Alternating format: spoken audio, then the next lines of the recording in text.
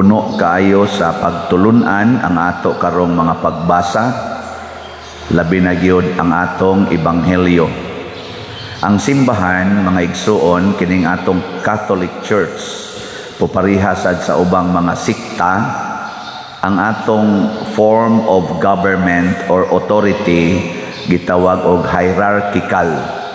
Pasabot unsay isulti sa pinakalabaw mo nay sundon sa ubos. Daghan ang naningkamot na mausab ang sistema sa simbahan nga kuan kuno ba dili nang hierarchical nga kun unsay isulti sa babaw mao say sundon sa ubos ana. Pero ang wa masayri dinhi sa atong tinuhuan, sa atong relihiyon, mao ang instruction ni Kristo para sa nangulo. Mo nay wa mahibaw o sige sundon gina natong nas babaw padung ris ubos diktadorya man na way kalainas komunista nga sundon yun. Ang dakong kalainan mao kini ang atong unang pagbasa naghisgot unsay kinaiya sa tinuod nga pangulo. Muna si San Pedro ni claim siya ako gitudlo man kong pangulo, mausa niya akong itudlo ninyo. Unsa may kinaiya sa pangulo kuno? Ang una, ang pangulo kinahanglang saksi sa pag-antos ni Kristo. Unsa man ang saksi? In English, witness. Unsa may meaning sa witness? Na kay ba? Present siya sa pagkahitabo. Pasabot og mingkang saksi ko sa pag-antos ni Kristo. Ang pasabot ana, akong gihimong present ang pag-antos ni Kristo, gisunod nako ang pag-antos ni Kristo. So ang leader di ay kinahanglan gyud kamaong muantos. Di ba? Pangita mo ron diri mga kandidato nato karon na kamaong muantos. Kay usahay ko ning ato mga leader dili muantos na musubay sa traffic, magwangwang, mo counterflow pa. Nya ang mga tao intawong dugay nang nag-antos sa traffic, mauna no ipapadaplinon kay muagi ang mga leaders. Unsan klasihas leader? Ingka gadali manggod mi, kami day wa di ay. Kamura day gadali, maliit manggod mi, kami di ay. Di day may maliit aning tungod aning traffic, nganong traffic na kayo ni. Nya kinsa man ang saan traffic sa mga leaders. Nganong gialaw na nilang purting daghanang sakyanan gamay ra tag karsada. Nya dili pa gyud pamutlo ng mga kahoy nga naka-in-cross karsada. Di dunay panahon nga ang three-way mahimong two-way, ang two-way mahimong one-way. Ano na siya? Apselo ako ha. Kaya mo na siya ikuan. Kamatuoran. Muantos. Tanaw ninyo ron. Kini inyong parish priest, andam ni muantos ninyo. Antos tagbaligyag slate. Ikaduha nga kinaiya sa usa ka leader nga sama sa gitudlo ni Kristo. Kinahanglan kunong dili maghari-hari sa mga tao nga gipiyal ngadto niya, kung dili mualagad. Servant leader.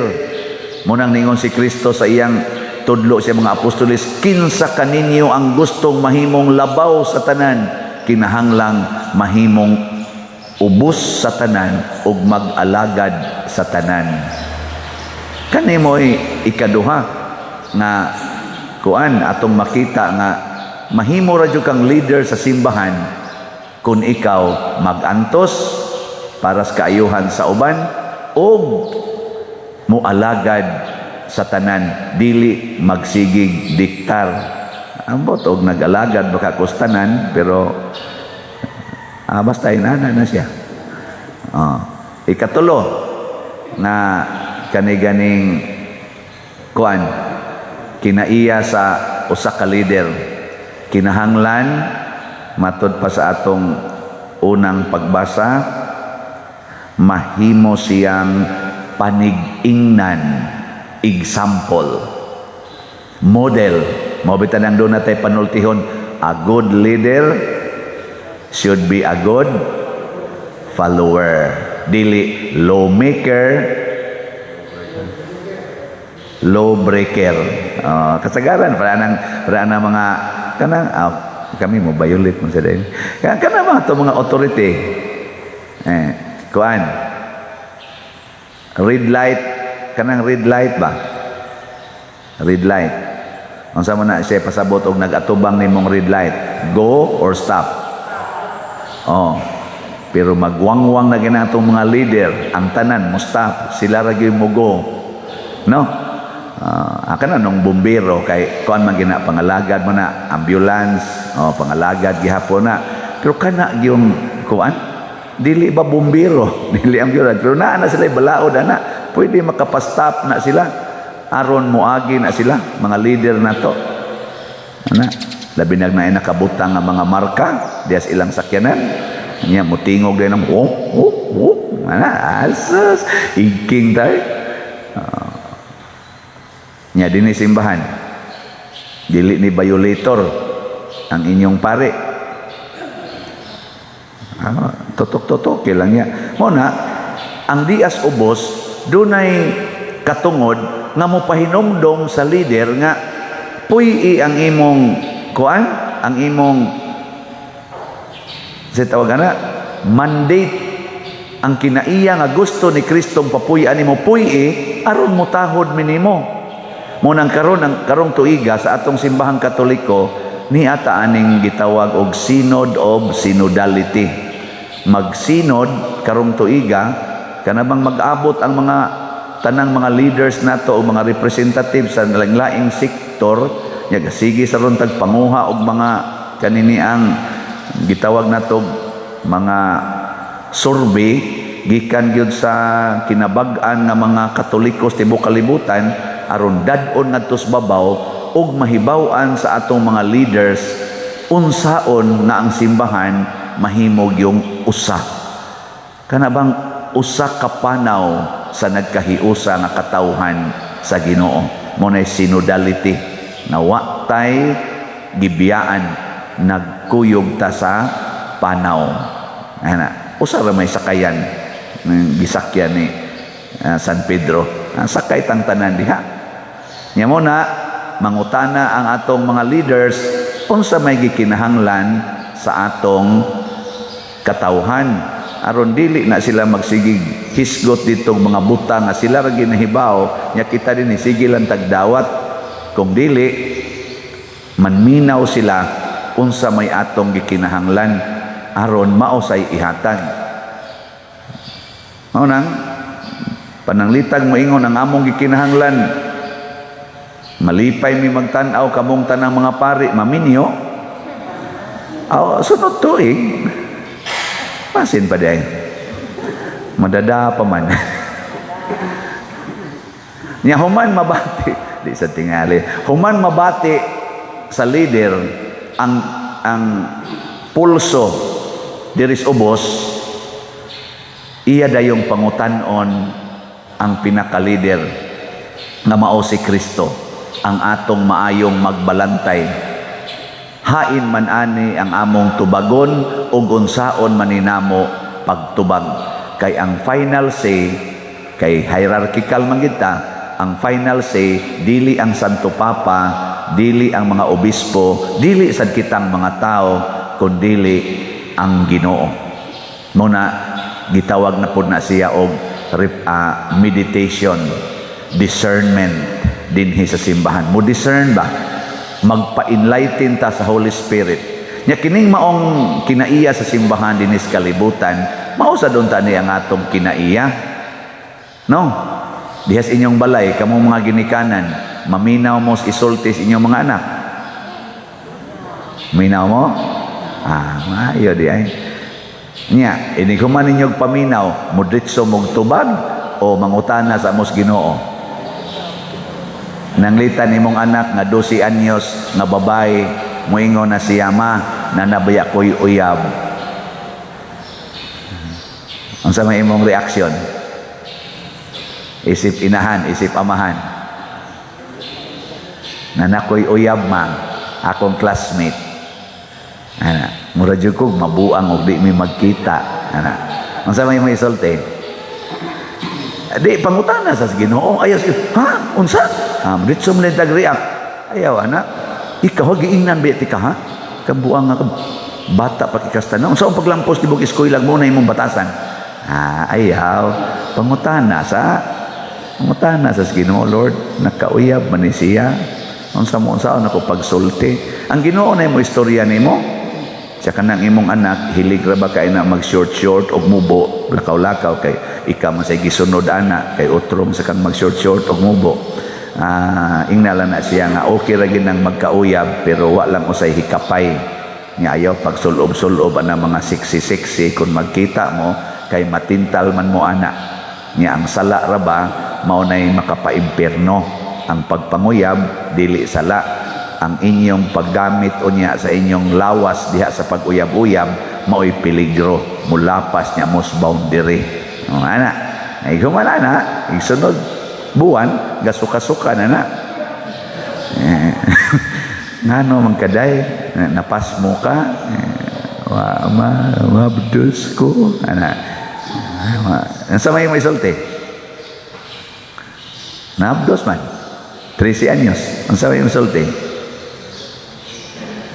Ayaw sa ikaw mo dayon tamparos dayon yaw dayon na wa jud ka maminaw na ako gahi jud ka go ana din ka yaw basta imo nang buhaton igsunod adlaw gabitay na naspisi di ba o nag-inom na nag-muriatic acid paminaw ingnan sa Ginoo Lord pagkasakita mura ko gingit-ngitan lusno akong paglaom ana hala luhod dito simbahan nya pangayo sa Ginoo og lamdag kung sa may akong hilom lang gid usag sulti murag si San Jose ba pag-ingon ni Mama Mary Jo buntis na biya ko si San Jose murag way tingog ba murag di niya makaya tong ni na malandong siya nakatuog na lang ko siya siyang pamalandong saom ni nako ang iyang hukom biyaan ko ni Maria hilom lang kay para dili ni siya masakpan mubiya lang ko pero nagsige siyang pangutanas Ginoo mo to pagkatuog niya nipakita ang Ginoo siyang damgo o gisultihan siya unsay buhaton mo iyang gisunod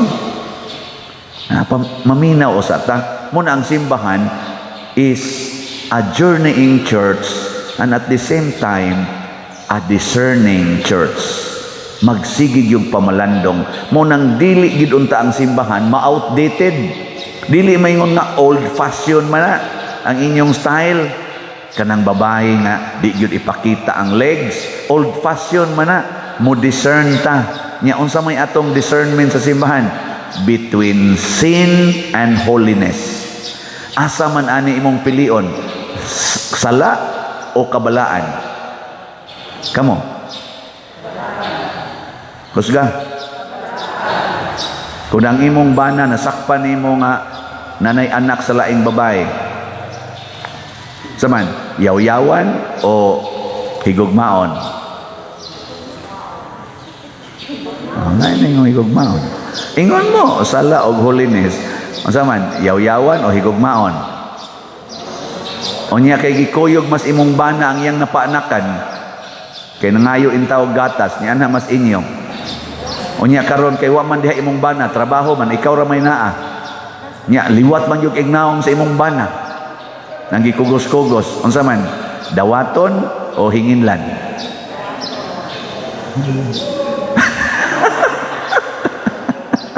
bugnoon mga animal mo dagko mo lagi na ang discernment dili diha mag-agad sa old fashion or karaan na kaayo ni nga style dili oy kani nga maong style nga karaan makapalikay ba sa sala o makapadugang sa sala og makapadugang sa sala kuhaa ayaw nagsunda ilisig bag-o mao na ang simbahan magsigig discern kay dunay mga bag-ong sitwasyon sa atong katilingban nga dili na pwede i-apply tong una kay posible tang makasala usahay sa ning taga-simbahan nga gusto mo itong una nya maingon mo din sala na inyong gibuhat kanang pari magatubang sa mga tao nya magyaw-yaw nagbisaya sala na Latin yun ambot lang Nakadugang baka ni sa sala ang pag-atubang sa pari ninyo? Nakadugang sala? O papa sa sala? Ambot lang, makukibaw. Kamu lang, kamu hukom. Kinahanglan yun, ug kalawat, luhod yun, nya, ba yun.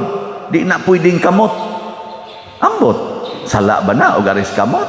Nya, dili yun sala, o naas ba. Di ba na inighungitin mo sa ba nga, ang dila, da, puwa pas kindi. Di na sala. Dili sa tingali. Nya, ang kamot sad. Inigdawat, nasa gisuwat nga numero sa sweltris. Sala na, o dili. Ambot lang, wako kibaw. Ika na naibaw. Ug wa kay respetos Ginoo, bisan pagbaba pa naagi, bisan galuhod pa ka.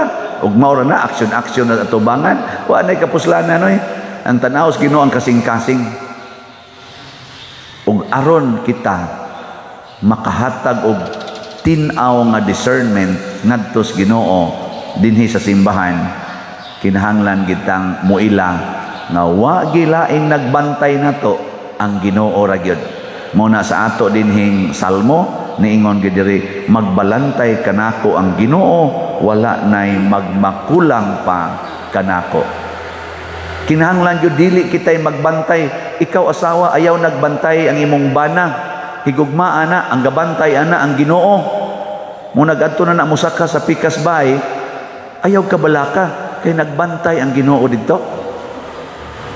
No? Ayaw na pagsigingon, asa mo tong animal? Ingna lang nga, namang Ginoo gabantay. Lord, you are everywhere. Og di na mo reply ang imong bana nimo, inig-text nimo, nyag imong tawagan out of coverage area, ayaw na pagsaligan ng cellphone. Unsa man? Ginoo, Lord, ikaw man ginagbantay sa kong bana. O ikaw sad bana, nagbantay sa kas imong asawa, ayaw. Ang Ginoo mo'y pabantayaan ng imong asawa. Nya pagtan-aw nimo giagbayan sa pare, naagi din Ginoo. Kay ang pare may representatives Ginoo. Salamat Lord, imo jud giagbayan, di ba? Nya pagdayong uli sa inyo gihagkan pa sa gikisan pas Ginoo. Do ta ginihan niya ko asawa. Di ay